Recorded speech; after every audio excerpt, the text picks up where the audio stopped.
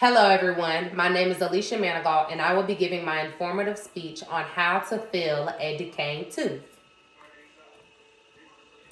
There are two commonly used materials in the dental field to fill a decaying tooth, and that include amalgam, which is a silver colored filling, and composite, which is a tooth colored filling. Today, I will be discussing the steps on how to fill a tooth with a tooth colored filling because this is the more commonly used filling today. First, the dentist will come in and prepare the patient by anesthetizing them, also known as numbing the patient. When filling teeth, there are two commonly used numbing agents, which are Septicaine, pictured here with the gold band on the glass, and Lidocaine, pictured here with the red band on the glass. There are also many other numbing agents used in the dental field, but these are the main two used when filling a tooth. The dentist will then wait about 5 to 10 minutes to give the numbing agent time to work. Once the dentist has confirmed with the patient that the numbing agent works, we are then ready to begin the procedure.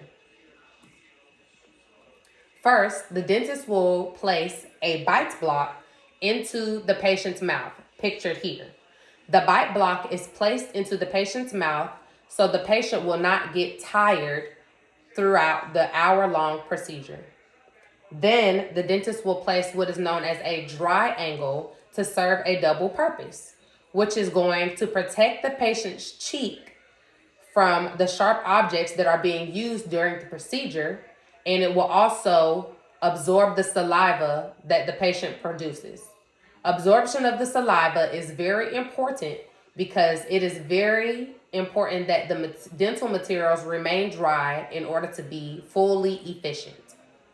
Once these two materials have been placed in the patient's mouth, we may then begin prepping the tooth, also known as cutting into the tooth. The dentist will use a high-speed handpiece, pictured here, to cut into the tooth until they have full access to the cavity.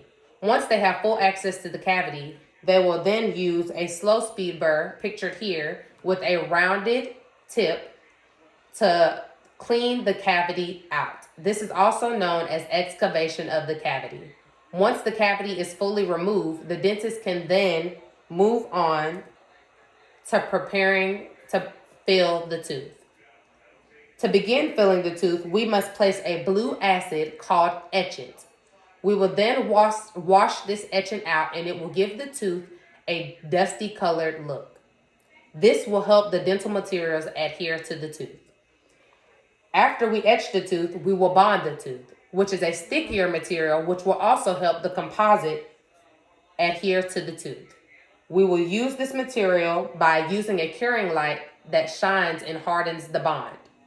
Once the bond is hardened, we can then move on to placing the composite. The dentist will place the composite in increments until the tooth is completely filled. Once the tooth is completely filled, the dentist will then shine the blue curing light on the tooth to harden this material. Once the material is hardened, the dentist can then move on to the final steps of finishing the filling. The dentist will then check the patient's bite, use something called an articulation paper, pictured here. It is a blue colored paper that is placed in the patient's mouth. The patient will then be asked to bite down on this paper. The dentist will then assess the blue marks, pictured here, on the patient's tooth. This will indicate to the dentist what area of the tooth needs to be cut down. It is very important that this step is taken. If not, the patient will be left in excruciating pain. Once this is done and the patient confirms that their bite feels comfortable, the dentist can then move on to polishing the tooth. This is the final step in completing the filling. Once the patient and the dentist have confirmed that they are satisfied with the completed product, the filling procedure is then finished. It is very important that all of these steps are followed because if not, the filling will not be efficient. It is also very important that we know the steps to common procedures that we have done to our bodies. Who wouldn't want to know the steps to those procedures? Thank you for listening. My references are myself.